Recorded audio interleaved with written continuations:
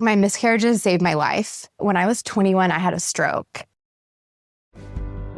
Welcome to the Breadcrumb Effect podcast, where we interview interesting people with a story to tell and share what breadcrumbs they've picked up along the way. I'm Dani. And I'm Brittany. Welcome to the Breadcrumb Effect. Welcome to the Breadcrumb Effect. Sometimes the hardest chapters of our lives end up leading us exactly where we're meant to be, even when we can't see it at the time.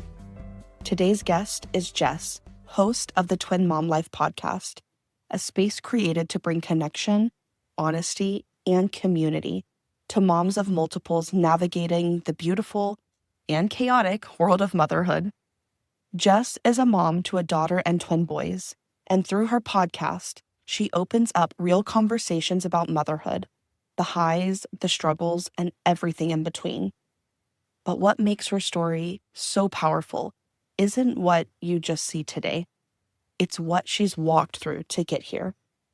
Through deep loss, unexpected turns, and moments that didn't make sense at the time, there were breadcrumbs, ones that didn't just shape her journey, but ultimately led her exactly where she needed to be. This conversation is raw, it's real, and it's a reminder that sometimes the things we don't understand in the moment are the very things guiding us forward. Let's get into it. Welcome, Jess. We are so thrilled. We have been so impressed. We love the community that you're building, and we love just what you're putting out for twin moms. So welcome. I'm already going to cry. We have a tissue. Oh, you're going to set this here. Yeah, I think that's probably for the best. Thank you. So in an episode with Maya, Which isn't breadcrumb of ours. Exactly. Yeah. Super cool. Sorry. For those that want to hear the story, can listen to your episode with Maya because she was a guest on your podcast. And they can also go back and listen to the episode that we put out with Maya. But it ends our breadcrumb. So do you want to share how you and I got introduced? Yeah, through Facebook. So we all started podcasts at the same time, which is so fun. I think I had posted on Mom Network or something about my podcast, and y'all had too. And then you commented like, oh, Maya. We had literally, I think that day or the next day, we had planned to record a podcast. Yeah. She was my first, my husband was my first guest. Like, love practice, as my guinea pig. But she was my first real twin mom guest. So when you tagged her, I was like, that's so cool. She literally is planned to be a guest on my podcast. It's amazing. So it was cool. And I heard about your podcast and I love it. I've listened to all your episodes. I loved your personal episodes. I couldn't believe how much we all had in common, especially around the loss, and the timing of our losses was kind of spot on. So I got really emotional listening to your guys' personal episodes. Oh my God, you just gave me goosebumps. I know. Because, and maybe we just dive straight in. Let's just go straight in. Intro. We don't need an intro. Right. The tears are already forming. I'm like, I love you. I love you too. I fucking love you. I love you. did it. There we go. You fucking did it. Well-timed. Thank you. Impressed. Thank you. That's fantastic. Okay. Whew, I needed that sigh. I know what those losses meant for you, but can we share a little bit about that for Brittany and those that are listening? Because I know this is going to help people, because those losses, as terrible as it is to say, were breadcrumbs for you. Mm-hmm. They were. And I think this is going to sound really weird for me to say this, and I couldn't see that when it was happening, but my miscarriages saved my life, which is very wild because I have a blood-clotting disorder that I didn't know about until after my second miscarriage. So I had a miscarriage in 2018, which I feel like is the same year as the same losses. It was our same year. So when I look at it from a bird's eye level, it was 2018 was my year of loss. 2019 was my year of pregnancy. 2020 was my year of baby. So that's kind of how I look at it, because both of my losses happened back to back. So the first one happened and I don't know, I was devastated, but my husband still had a lot of hope. Oh my goodness, this happens more than we would think. And it's totally fine. It was like a chromosomal abnormality. And that's kind of what all the doctors were saying. And they kind of were like, that sucks, but everything's fine. So sorry to interject, did you find out at the 10-week genetic testing? No, I had a pretty early miscarriage. It was probably around 5 or 6 weeks. So it was early and it happened naturally. I didn't have to have a DNC. It just was a natural miscarriage. And then they were like, you can try again, next cycle, go ahead. And we got pregnant next cycle. And this is the crazy thing. So me and my husband are 2 days apart. So my birthday is August 8th and his is August 6th. But he's 2 years my senior. So just noted. Yeah. Yeah. It's all, there's like so many numerical things. So this is the crazy thing. The second time we got pregnant, their due date was August 7th. So it would have been David's birthday, our baby's birthday, and then my birthday. I like never talk about this. It's going to make me cry. And I have 3 kids. It's so wild. Like it just always hurts your heart. Yeah. You know? Yes. So when we found that out, we're like, their birthday is August 7th. Like, what are the odds of that? We just had a feeling this is it. This is going to work. And I actually made it slightly further. Both miscarriages, I never had an ultrasound. The loss happened before that ultrasound. So I think this was maybe closer to like 6.5, 7 weeks. And then I started bleeding. And I just knew, okay, it's happening again. I'm the like over the top kind of emotional one. My husband is not. He's like very even keel, straight laced. And he started getting emotional. And I was like, so when he started getting emotional about it, I'm like, man, this is bad. And then it started opening a whole nother can of worms. Can we have babies? Am I going to be a mom? What is happening? And I had read a ton that in order to receive a bunch of testing, you have to have 3 miscarriages. And I'm like, I'm not going through this again. That's ridiculous. So I kind of went into my OB ready to fight. And he was like, no, we should definitely do testing. I'm like, oh, thank goodness. So that was our next step. We both actually had genetic testing to make sure that we didn't have some weird issue where we couldn't have kids together.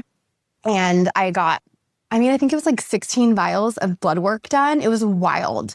And it was all these like autoimmune things. And I remember when they called me, I was in the Chick-fil-A line. I like remember it vividly. I was like getting Chick-fil-A and she's like, something came back positive. And I screamed, yes. I was excited to have a reason. An answer. It was like, oh my God, like, thank you. What is it? Is it fixable? Like, what can we do? And I found out I have a blood-clotting disorder. It's called Factor V Leiden. And it makes me about 5 to 6 times more likely to clot than the average person. So, and then I'll tell you some backstories, but it all made sense. So they basically were like, we kind of think that little blood clots are coming up in the placenta, and then you're no longer giving nutrients to the baby, and then the miscarriage is happening. And this all goes back to when I was 21, I had a stroke. I know. And it was wild. Like, at the time, I actually worked at the ER. So I FaceTimed an ER doctor and I was like, what is happening? Half of my face was paralyzed. It was wild. And he was like, you need to come in immediately. My blood pressure was through the roof. At the time, I was on the birth control pill, which I should have never been on. I cannot be on hormonal birth control or anything hormonal because of my clotting disorder. I didn't know that at the time. And they didn't think to test me for anything like that. A clotting disorder was not even on anyone's radar. They thought it was kind of a fluke thing due to stress. At that time, I had 3 jobs. I was taking a gap year in between undergrad and my master's and was just overwhelmed. Also, hold on. Like, as a female looking for help, they're like, oh, you're just overwhelmed. Yeah, I think that was kind of I'm like, I'm having a stroke. I'm 21. This doesn't make this is not normal. It's nothing physical. Well, and then they were like, maybe it's an eye issue. So I have had, wasn't planning on sharing this, but I have had corrective plastic surgery after that. Like my right eye never recovered. So I've had like an eye lift. Never have noticed. Never have noticed. That's the plan, girl. Never. I mean, it looked like I could barely open my right eye. It was very, it was like paralyzed. So they lifted the muscle to help fix that. But luckily I didn't have any other permanent damage. Like some people have memory loss. They can't talk. They can't walk after stroke. So luckily mine was a mini stroke. It's called a TIA. And so it was nice. All these things came into place. I had answers and that's genetic. So I found out my mom had it. My mom used to be a smoker. I'm like, you are so lucky. So she doesn't smoke anymore.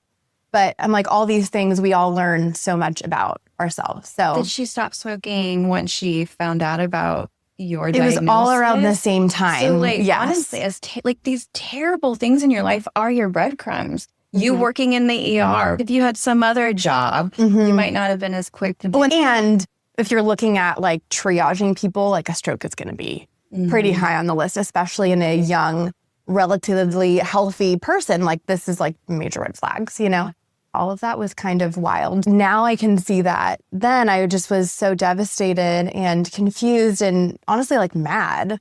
After the second one, I feel like is when the anger came in, which I guess is, you know, the stages of grief. Yeah. Yeah. You're going through them. Yes. So and now I have 3 kids. So we found out I have the blood clotting disorder. And in order to make sure that I can have a healthy pregnancy, I just take an injectable blood thinner while I'm pregnant. Oh. So like even aspirin isn't enough. Like I know some pregnant women have to do that, but I have to do an injectable. So I had to do that while pregnant and then 6 weeks postpartum. Oh, wow. When we experience these losses of miscarriage, we do seek an answer. Mm-hmm. Right? And so many times people don't have an answer because it's just unfortunately something that happens. So the fact that, number one, you were able to get pregnant quickly is a blessing. Yes. Because a lot of people struggle with actually getting pregnant. Sure. But then the fact that like they allowed for testing after 2, and then they found that you had the blood clot. I mean, this is all leading you. And then, like you said, you wouldn't have had these specific 3 children. Right. And I think that's what is so weird to me is like, not that those first 2 were so special, but I couldn't imagine not having the 3 that I have. So yeah, that's like a weird thing to like the emotions that I have towards that are interesting as well. It's kind of a mind fuck too. Yes. Yeah. Yeah, absolutely. I will say after the second miscarriage and then finding out, it did take us a little bit longer to get pregnant, but it was really hard because I'm like, now I have this plan. I have the injectable blood thinner and I'm ready to go. And I want to see if that works. I think my body was like, you need a little bit of a break. You calm down. Your body's like, can you chill? And you're like, body, you're ruining my plans. Yeah. Like, we have a life to live, okay? 100%. 100%. So then I got pregnant with my daughter, Kaia, and then had the worst postpartum experience ever because she was born in February of 2020. Oh, yeah. Oh, Yeah. Mm-hmm. Yeah. So Again, you're all the now- same. So all Yes. of our daughters are around the same age. My daughter just turned 6. Mhm. I know, it's wild. It's crazy. And then you had the twins after Kaia? Yes. It's really funny. We were totally fine with just having one. I'm an only child. And after what we went through to get her and then the postpartum, oh man, I had pretty bad postpartum depression and COVID just really messed up our plan. So I didn't have a lot of support. All of the parents wanted to help. And I was like, no, I have this earthside baby finally, and no one's going to touch her and get germs on her. Like we didn't know what it was at the time. And we were scared, quite honestly. And we had this 2-week-old baby, you know? So when she was around 2.5, we were like, okay, I think we could do this again. And we used to always say, for sure 1, maybe 2, never 3. And I feel like God's like, funny, I'm going to give you what you need, girl. Oh. And we got pregnant with twins. So I have identical twin boys who just turned 2.5, or they're 2.5. They're adorable. All 3 of your kids are really great. Thank you. Hey, you know, there's a reason why there's the saying that God laughs at our plans. Yeah. Because he literally does. He's like, Yes. oh, never 3. Watch this. Yeah, absolutely. And I feel like that's what he did. He was like, I'll give you 3. He knows what we need. Yes. We don't know Yeah, what we I agree. Well, and I was like terrified to have 2 boys. So I have a not rare type of twins, but the type of twins I have, they have their own sacs and their own placentas. So typically they're fraternal, but our boys are identical, which can happen, but it's just like a smaller percentage. When we first had their ultrasound, we were told they're fraternal. We were like, okay, I don't know anything about twins. So I was like, oh my gosh, it'd be so fun to have a boy-girl twin. And then we found back. Like, I feel like I wanted maybe girl-boy, then girl-girl, and then boy-boy. Like, that scared me. I'm like, 2 boys, especially after having a daughter. And it's so fun. They're amazing. Are they destructive? Yes. Absolutely. It's fine. It's fine. It's fun.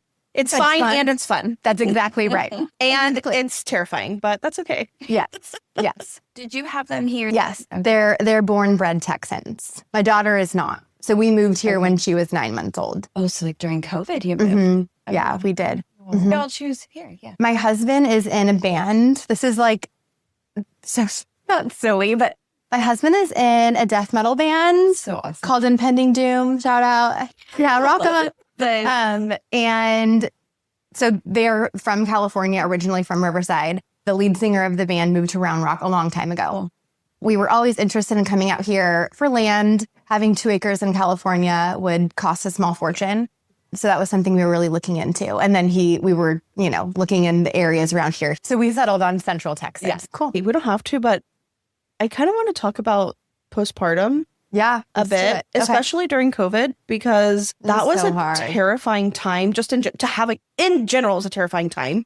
But like first time mom, after experiencing miscarriages, so you're already like in this, oh my gosh, I have to protect this baby. I was terrified that she was going to die. Yeah, all the time. She slept in a dock-a-tot, and I'm not recommending this. She slept in a dock-a-tot in our bed in between us. And I just like kind of stared at her all night, like crazy. I was just crazy. And she didn't sleep. We used to call her Kaia. I'm like, oh my gosh, please go to sleep. So I feel like because I had losses, I had painted motherhood as like this perfect place that I wanted to get to. And then when I got to it, it was kind of like what did I do? And this isn't what I expected or what I thought. And it was really just like those first 4 to 6 months that were very hard, of her not sleeping, of us not having support. And then I feel like around the 4-month mark, we were like, okay, people come into our house, please. Yeah. After being alone for so long, and it got a little bit better. I hired a sleep trainer because I felt it was like she needs to learn how to sleep or she's not going to have a mom kind of situation. Yeah. So yeah, it was so hard. And I know you guys have very similar timelines of when your daughters were born. Postpartum is a weird thing because no one prepares you, which I don't know that you even could prepare someone for motherhood. Like there's no true preparation, but I feel like we're getting better about talking about it now. Yeah. But no one talks about the postpartum, all of the emotions that you feel, the loneliness you feel, the happiness, but sadness and anger all at the same time. It's a very weird thing. And I feel really lucky because my mom, she quarantined with us so that she could be there. I feel so bad. My stepdad and my brother and my nephew, they would come and they would look in the window and say hi. But my mom stayed with us for like 4, 5, 6, a very long time. She didn't even go home. That's amazing. Because, and I don't know that I would have survived without her, period. I didn't do a good job. I cried all the time. I was so, I don't even know if unhappy was the right word. I was so unbelievably lonely, and I'm very extroverted. And at that time, my husband had a very different job and would be gone around 12 hours a day. And he was using like heavy machinery. So he slept in a different room. He was like, I cannot be sleep deprived for safety. Yeah. So I was alone kind of 24/7. There was like a period between like 5 to 9 p.m. that he would help me. And he was struggling also. He was like, I'm exhausted. Right. This is weird. And when you're talking about through the window, I have this memory of my mother-in-law bringing us groceries. And I was trying to show her Kaia through the window, and like all 3 of us were crying. It was such a sad, weird time. Yeah. And I think having losses before made it worse because I'm like, this is what I wanted. This is what I was praying for. And why can't I be happy? Brings guilt. Yeah, I felt so much mom guilt, but I also had pretty bad postpartum depression, which I did not experience with the boys. That was a big thing that my husband and I talked about when deciding if we wanted to have another. I don't think I like newborns.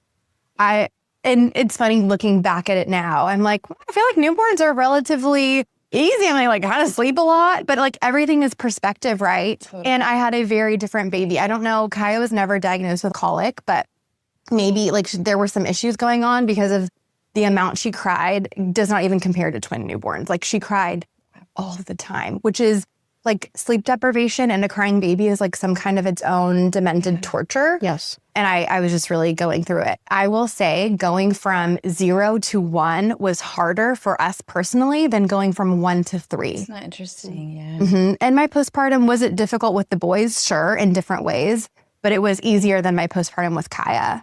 I was so sleep deprived with the boys, but my village was there. Like my mother-in-law stayed with us for like 3 weeks. My mom was right there always to help with my daughter and with the boys and with cooking. My neighbors did a meal train for us.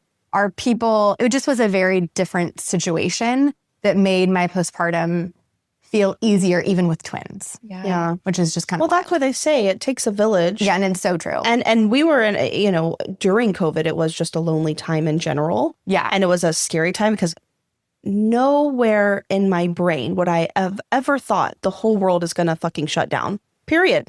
It was almost like, why did we even have a baby? That's how I felt. Like in the beginning, when we were watching the news all the time, which we were like, we can't do this for our mental health. Like, turn the news off. This is all wild.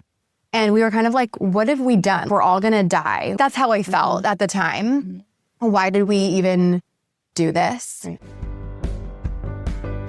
We have to tell you about something we've been loving lately. It fits our whole breadcrumb philosophy perfectly. It's called the Feel Good Workbook, and it was created by Dr. Kell, who you might remember from our manifesting episode. You know how she talks about following the universe's breadcrumbs? This workbook is basically that, but on paper, with actual tools you can use in real life. The idea behind it is honestly so simple, but so powerful. It teaches you how to use your human guidance system, which is basically your built-in compass for life. Think of it like the game Hot and Cold. When something feels good, you're moving in the right direction. When something feels heavy or off, that's your signal that you're getting colder and maybe taking a step away from what you actually want. What we love about this workbook is that it shows you how to read those emotional signals in real time and then shift back to feeling good fast. Not ignore your feelings, not push through. Just gently course correct so you stay aligned with where you're meant to go. Because here's the thing, the key to health, healing, and honestly creating a life you love is feeling good. And when you feel good, you're aligned, you're magnetic, you're following the breadcrumbs.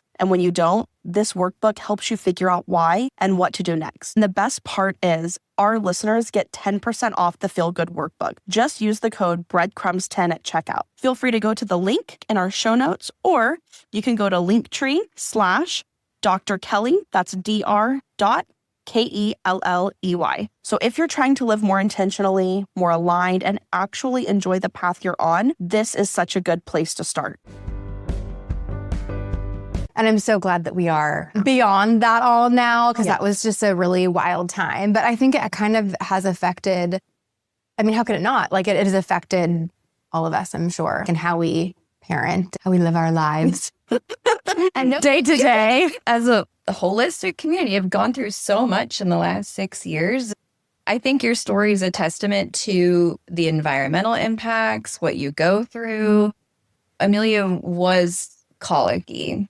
I mean, we went to a lot of different doctors and we found out she had some other kidney stuff going on, which I think she just didn't have a voice to say maybe what amount of pain she was in. But if she wasn't sleeping or eating, she was screaming. And I remember parents being like, yeah, just take your kids wherever you go. Travel with your kids. I'm like, it is not the same when you have a colicky baby. Oh, yeah. I felt trapped.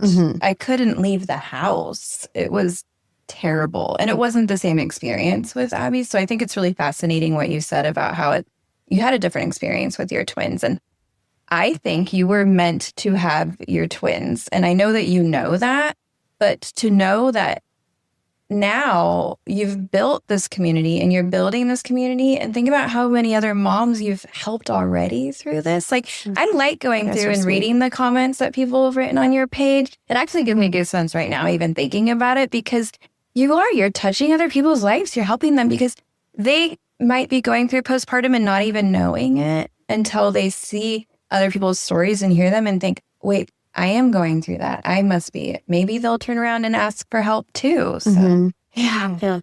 I mean, I honestly feel like we can talk about motherhood for another 3 hours. Yeah. But I do want to get into, I know you mentioned that you've had, a couple different careers and that those are breadcrumbs for you. And I'd love to hear more about that. Sure. Yes. There's one breadcrumb I want to talk about with Kaia's name. Yeah. That I think you guys will love because you guys are readers. And then I would love to answer that question. No, tell me any breadcrumb moment. Okay. Say it. I just thought about it. I'm like looking at the books. Okay. Have you guys read Where the Crawdad Sings? Yes. Hell yes. Okay. So her name's Catherine, but her nickname is Kaia. And that's where Kaia's name is from. And it all stems from where I read the book. After our second miscarriage, David and I were like, honestly, at the point where we were like mad. We were like, this is wild. Screw all of this. We're not going to be parents. We're just going to do something for ourselves. And we went to Maui and we got married in Maui. So that was a meaningful spot to us. And I read Where the Crawdads Sing in Maui, and I needed to read that book. It's so inspirational about this badass woman. Totally. And her story is so cool, and she beat all the odds. She's really That's who clever. she is. Yeah. Yes, I just really enjoyed that book. And my husband and I could not agree on a name ever. And I was telling him about the book, and he was like, oh, Kaia's a cool name. And I was like, you like the name Kaia? Because I love that name, but I didn't think you were going to like it. So we kind of made a mental note. Like, I don't think we were talking about baby names at that point. Like, that's not where we were. But I'm like, noted.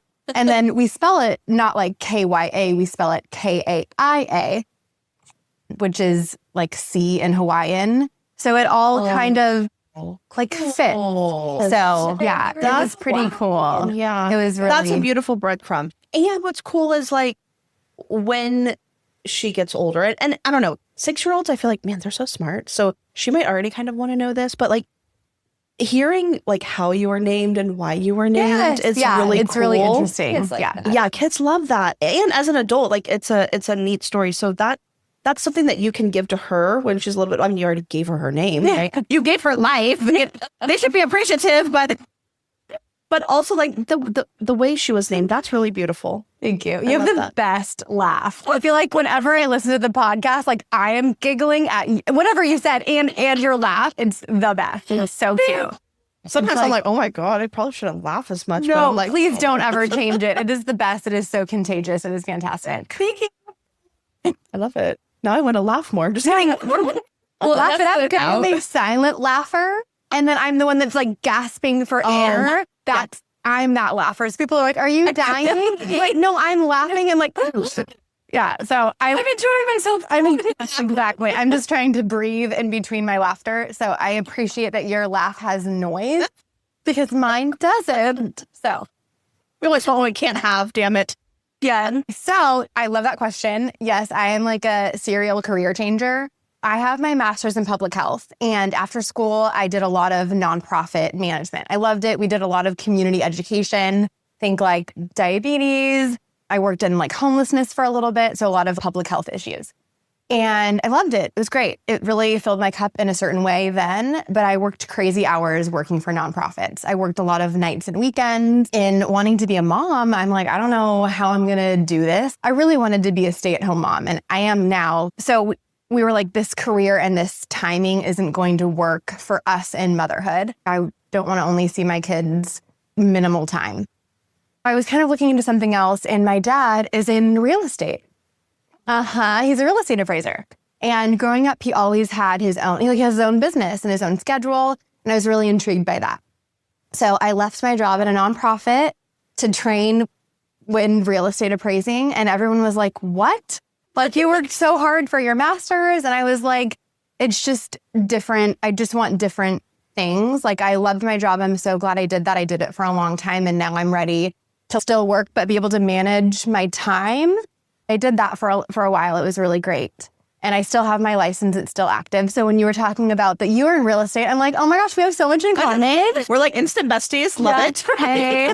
Yes, I know. I'm so excited. So excited to meet you guys. So I did that for a while. And then the market got very slow. And it was like, okay, I need to kind of pivot here. And I did home organizing for a little bit. It was so fun. I really loved it. And then I got pregnant with the boys. And I did that home organizing until I was about 20 weeks. And when I was 20 weeks, I looked full term. I mean, I was just like swollen and large and in charge. And I don't think I really was struggling physically to continue. And it's a lot of moving things. One of my last jobs I did was a garage. And I was like, I don't think I can do this anymore. Even just doing pantries, I was like, this is hard and like physical work. So I stopped doing that around 20 weeks and then was a stay-at-home mom with my 3 kids up until this year. And I'm still a stay-at-home mom, but I started my podcast. Which is a full-time. Oh my gosh. It is It really is. Yes. So I have my Kaia. I mean, she is your My Kaia, Kaia. yes. My daughter is in kindergarten full time, so that helps there. But my boys only go to a Mother's Day Out program 6 hours a week, so I'm doing a lot nights and weekends, which I said I didn't want to do. No, but I love it. It's like really filling my cup in a completely different way. And it's so fun. I know a lot of people talk about this on the podcast. It is so amazing to have that creative outlet. I feel like I've always loved helping people. I feel like that's another common theme. So when I got the idea, I actually wanted to do a podcast like when I had my miscarriages 7 years ago. And it just wasn't just has never been the right time. So I was at a cookie exchange party through the women's church that I go to, or the women's group through my church. There we go. It is a co-ed church. You know what? I would be very interested. What would a women's church look like? That's really amazing. No. Oh, that's so funny. See, I like gasped for air. I'm like, I'm alive. So I was there, and one of the moms who I'm friends with wasn't there. And someone I was like asking about her, like, oh, where's Caitlin? And they're like, she, can't come tonight, whatever. But did you know she has a podcast? And I was like, no, I didn't. And I listened to her podcast. She had 3 Under 3 also. So I'm like, oh my gosh, it was just really motivating that I feel like you're always like, I don't have time right now. I can't do it. Oh my gosh, just keep putting it back. That is very me. Like, I'll do it when the kids are older. And I was like, no, I'm going to do it now. So that was in December, and I kicked off my podcast in January. I was like, I'm doing it. But I already had all of these ideas. So creating it was really the technical side that I was afraid of. I'm like, David, help my husband. Like, help. I'm like, don't do tech stuff. But it's been easier than I thought to figure that side out. I feel like podcasting is becoming so popular that finding steps to do it and programs are like easier than it was. I've heard some people be like, oh, I record in here and I edit in this app. And then I'm like, oh my gosh, I have something where I do it all in one, which is like, thank you. I need something easy or I wouldn't have done it. Right. So now I have a podcast. It's called Twin Mom Life. And I just interview other twin moms about the magic and chaos that is raising twins. So. And you're building this community. Look, okay, think about it this way. You have where you started, you were helping the community through public health. And then you did real estate appraising and I'm in real estate. So I truly believe this. Appraisers help the buyers to make sure they're not overpaying. Sure. Okay? Yeah, absolutely. Like that's a good way to look at it, right? Then home organization, helping people. I mean, guys, if your house is not organized, your brain is not organized. Sure. I stand by this. Okay. Now it can be a little messy, but just everything has a home. Yes. It can be a messy organization, but that's okay. And then now you're building this community, which takes you back to your roots of public health, but you're able to express yourself creatively. This is all of your careers have really led you kind of back to the beginning, but in a different route. And all in service of others. It's been really fun. And I think a really cool thing is we had a play date, like an in-person twin play date last week. It was magical. I was so nervous no one was going to show up. I'm like, is it just going to be me and my twins? I'm like, hello, sorry, I reserved the whole play place for me and my boys. And it sold out. They were emailing her, when's the next one going to be? Because I can't get a spot. Wow. It was like never in my life. So I'm like, I think people are looking for that community, and it didn't, there are some twin organizations and stuff, but it was just really cool to see. Because like part of my purpose of the podcast is for community connection and friendships for moms of multiples. So to see that in real time was so cool. It was really cool. And we're going to do that every other month, like locally. So if you're local to Central Texas, you can find me on Instagram. Please do. My Instagram is @TwinMomLifePodcast. And my podcast is Apple, Spotify, YouTube, wherever you stream your podcast. And it's called Twin Mom Life. Yes. And I love that. I think in general, whether you're a twin mom or not, we are craving connection. We are craving genuine friendships. We are craving people to just show up who they really freaking are.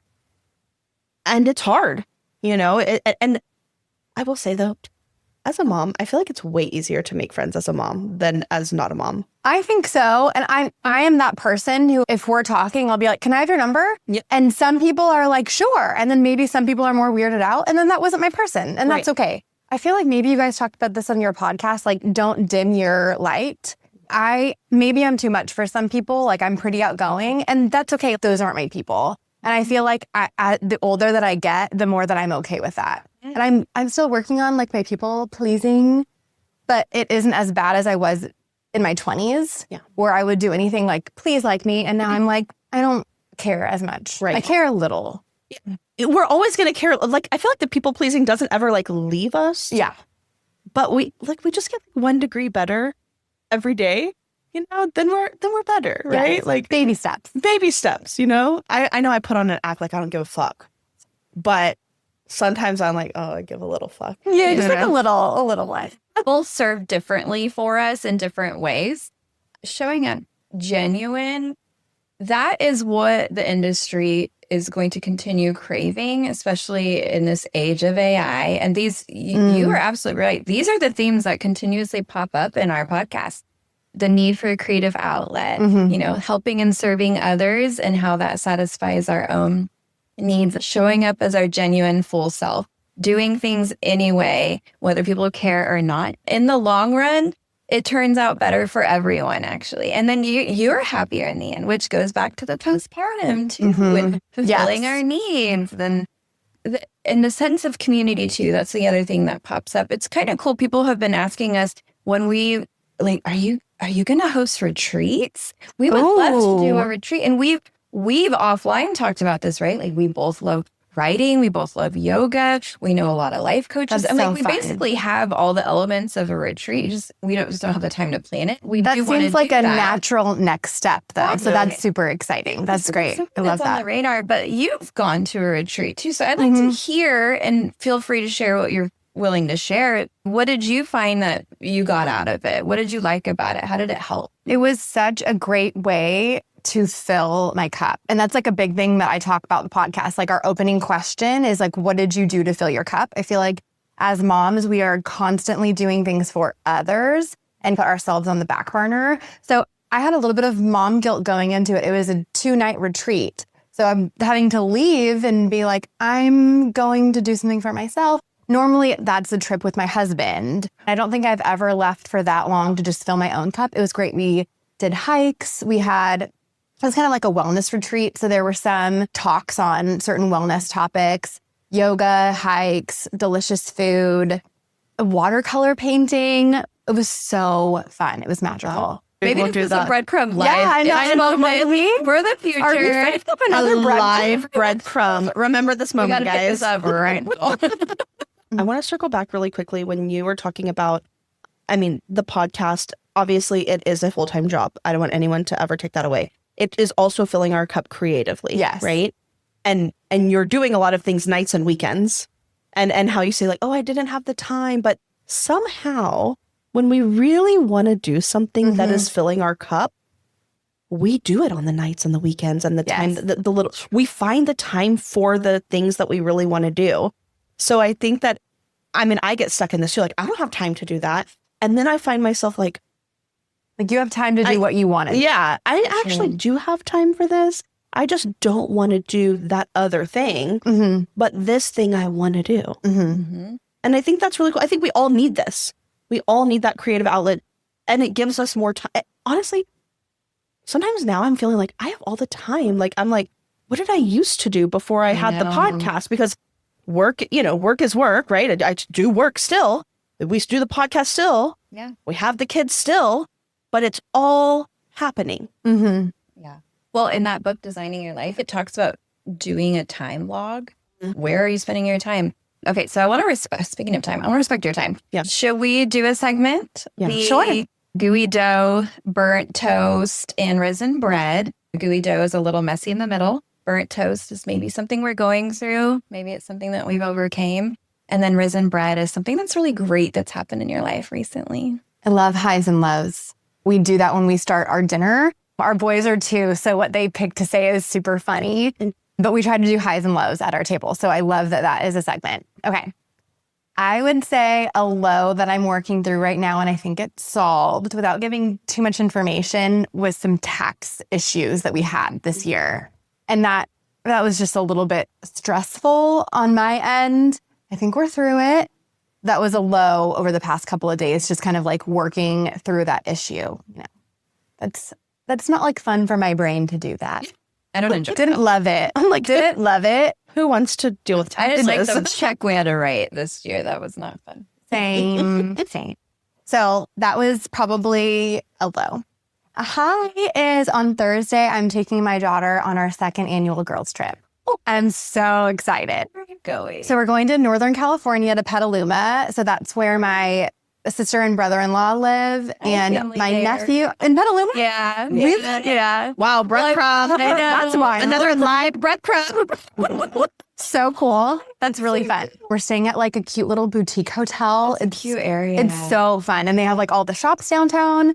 So I'm really excited. And then we're flying into San Francisco, and my daughter loves the Golden Gate Bridge. So she was very upset that it was not in fact golden. Oh, That was, how dare that bridge not she be was golden? pretty upset about it. I don't blame her. Yeah.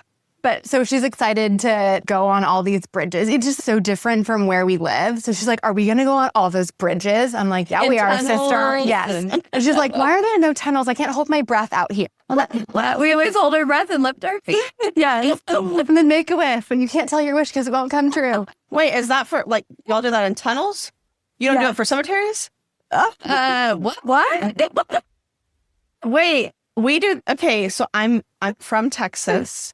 And so We're both from If- California. and so in Texas, you do that for a cemetery. Oh, that You- actually makes more sense. Yes. You hold your breath. Sometimes you lift your feet, sometimes you don't. You do make a wish and you don't tell anyone.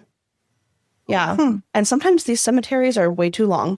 And I'm like, Oh my God. I'm like, oh my God. I'm like, You're not drive by the memorial cemetery. I'm like, I might end up in the cemetery if I keep letting my breath. I can't do it. Okay, wait. So y'all are going on you said second annual girls trip. Yeah. So are you doing this with both both set? Well, I don't know if there's actually sets of kids because there's two sets of kids. Like, are you going to do this with the twins as well? Or is this something just for you and Kaia? I think it's just for me and Kaia. And the boys are going to have their boys weekend. okay. So they'll be home. love And that. I feel like maybe when they're older, while we go on our trip, David will take them somewhere. But we did this trip last year. So it's our second annual trip. So I'm super excited. good for Kaia too. Sorry, Oh, to she interrupt loved it it because to get that so alone much time. attention I know. goes into the twins, right? They are so Yeah.